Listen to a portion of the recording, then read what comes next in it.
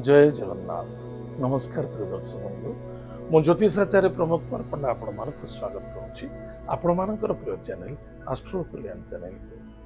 प्रिय दर्शक बंधु, जो व्यक्ति मन तो चैनल को देखुं सब्सक्राइब करना सब्सक्राइब करूँ, लाइक करूँ, अधिक अधिक शेयर करूँ। एवं आसत जाना शनिदेव नक्षत्र परिवर्तनता। शनिदेव वर्तमान मीन राशि अच्छा उत्तर भाद्रपद नक्षत्र 17 मे 2026 रु 9 अक्टोबर 2026 यानी मे मास ठारू अक्टोबर मास मध्य शनिदेव मीन राशि उत्तर भाद्रपद नक्षत्र मीन राशि रेवती नक्षत्र को आगमन करेंगे। रेवती नक्षत्र एक गंडमूल नक्षत्र अटे। रेवती नक्षत्र स्वामी होचंती स्वयं बुध। बुध बुद्धि विद्या वाणी व्यवहार धैर्य ये होचंती बुध। बुधंकर इष्ट देवता होचंती भगवान विष्णु वा पुरुष।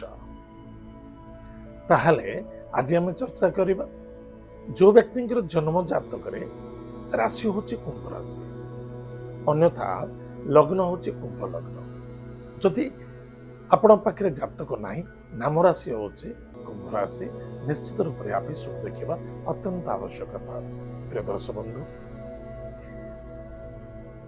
मीन राशि रेवती नक्षत्र स्वामी होचंती बुध। बुधंकर मित्र होचंती शनि। मीन राशि ग्रहराज होचंती स्वयं देवगुरु बृहस्पति एवं बृहस्पति घरे शनि बसवास करुचंती। बृहस्पति शिष्य होचंती के शनिदेव। इष्ट देवता होचंती भगवान विष्णु। कुंभ राशि ग्रहराज होचंती स्वयं शनिदेव। आ शनि बर्तमान कुंभ राशि द्वितीय भाव ताहले सदासर्वदा आम जाना शनि तृतीय भाव जे कि कुंभ राशि चतुर्थ भाव, शनिंकर सप्तम भाव जे कि आपणकर राशि ठारू अष्टम भाव, शनिदेवंकर दशम भाव जे कि आपणकर इनकम सोर्स धनु राशि। ताहले प्रिय दर्शक बंधु, आपणक राशि वर्तमान अच्छा किए ना राहुदेव। राहु स्वयं विद्यमान अच्छा, सप्तम अच्छा केतु जे कि आप सप्तम भाव सिंह राशि। ताले केतु एंड राहु शनिंकर मित्र अटंती। ताहले कौन फलाफल अच्छी? ताहले सबुठारु बड़ जिनस आम वाणी को नियंत्रण रखिबा। वाणी एवं व्यवहार रे मधुरता देखा एवं वाणी और व्यवहार जो आपण देखिए प्रत्येक क्षेत्र में विजय प्राप्ति पाई। बस आपणकर व्यवहार वाणी वॉइस टोन जोटा अच्छी स्थिति परिस्थिति को नहीं चेंजेस करने बहुत आवश्यकता अच्छे। स्वाभाविकता कथा राशि द्वितीय भाव हूँ धनर स्थान, कुटुंबर स्थान। ताहले धनर अभाव बिल्कुल रही, जहाँ अभावता थला ता परिपूर्णता देखा दब। नूतन कार्य प्राप्ति जोग अच्छी, धन प्राप्ति जोग अच्छी, धन वृद्धि जोग अच्छी। परिवार रे सुख शांति समृद्धि देखा दब। कुटुंब रे कौनसी पुण्यता मांगलिक कार्य देखा दबार संभावना देखा दउछि। प्रॉपर्टी जमीन जायदाद क्षेत्र में धन निवेश करुचंती, जबरदस्त सफलता देखा दब। आप निज ପାଇଁ करंतु बा अन्य जनक ପାଇଁ करंतु, किंतु बुली बाली देखिला बेलको से आपण कुटुंब नचेत आपण परिवार कौनसी व्यक्ति गृह निर्माण पाए बा गृह कार्य रे बा प्रॉपर्टी किनिबा पाए निश्चित पैसा निवेश हब। धन जदि निवेश करुचंती निश्चित रूप से प्रॉपर्टी रे धन निवेश करंतु, अधिक फायदा रहिबो आ लाभवान हेबे।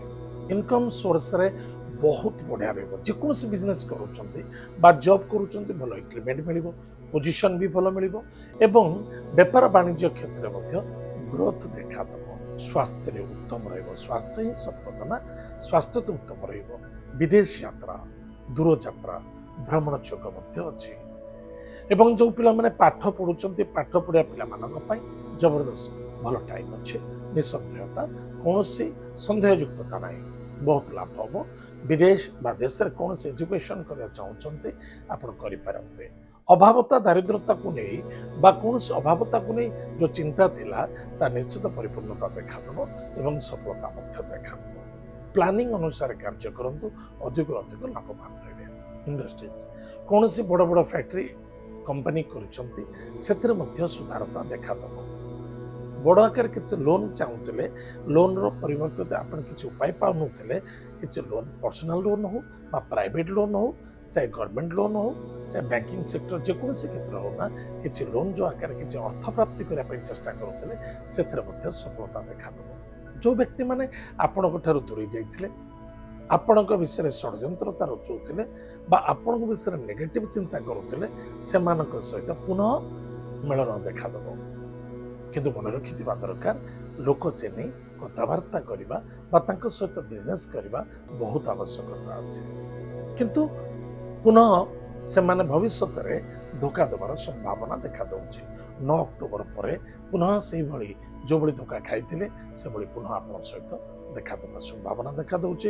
ସେଥିପାଇଁ ନିଜେ ଲୋକ ଚିହ୍ନି କାର୍ଯ୍ୟ କରନ୍ତୁ। କେବେ ବି ଅଚିହ୍ନା ହୋଇ କାର୍ଯ୍ୟ କରିବା ଉଚିତ ନୁହେଁ। କୌଣସି ବ୍ୟକ୍ତିଙ୍କ ସହିତ କର୍ମ କରୁଛନ୍ତି, ସେଥିସକାଶେ ପ୍ରତ୍ୟେକ କର୍ମକ୍ଷେତ୍ରର ମେନ୍ ଯେଉଁ ପ୍ରପର୍ଟି ଅଛି ନିଜ ହାତରେ ରଖନ୍ତୁ, ପରିଚାଳନା କରନ୍ତୁ, ତାହେଲେ ସଫଳତା ପାଇବେ। ତାହେଲେ ପ୍ରିୟ ଦର୍ଶକ ବନ୍ଧୁ, ସଦାସର୍ବଦା ଆମେ କ'ଣ କରିବା? ଆଧ୍ୟାତ୍ମିକ ଚେତନା ଭିତରକୁ ଯିବା। ମୁଁ ଆପଣ କହିଛି, ରେବତୀ ନକ୍ଷତ୍ରର ସ୍ୱାମୀ ହେଉଛନ୍ତି ବୁଧ, ବିଷ୍ଣୁ ହେଉଛନ୍ତି ଦେବତା। ତାହେଲେ ନରସିଂହ ଦେବତାଙ୍କୁ ଆମେ ପୂଜା ଅର୍ଚ୍ଚନା କରିବା। ପ୍ରତ୍ୟେକ ଦିନ ଚେଷ୍ଟା କରିବା ବିଷ୍ଣୁ ସହସ୍ର ନାମ ସ୍ତୋତ୍ର ପାଠ କରିବା ପାଇଁ।